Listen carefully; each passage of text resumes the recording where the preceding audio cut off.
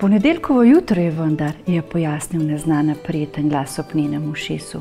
Kako si mogla to pozabiti? Imaš morda kakšno darilce zame, deklica Delfina? Zelo rada sprejemam darila. Lahko je čisto majhno, prav majceno darilo. Delfina je pogledala na desno in skoraj ni verjela svojim očem. Na zelenem cestnem robu je stala lisica Zvitorepka, pokrita staro vojaško čepico. Le kje naj najdem darilce, je zajecljala deklica presenečena. Zdelo se ji je, da se Zvitorepkine zelenkaste oči uprte naravnost v njeno desnico, v kateri je zvarovala zlat ključ. Pa nič, če ni nič, je vdano rekla lisica in nemarno pogledala navzgor. Lahko tudi jaz tebi dam darilce. Na, vzemi.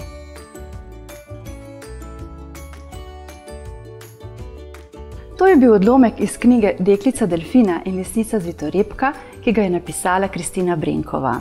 V letošnjem letu praznujemo 110. obletnico njenega rojstva. Pisateljica, katere moto je bil za otroke le najboljše, je zasnovala zbirko Čebelica in Zlata ptica ter napisala 14 knjig za otroke, ki so še danes aktualne.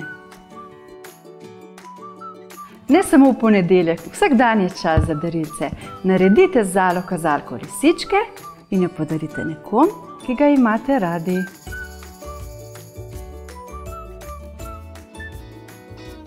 Živjo!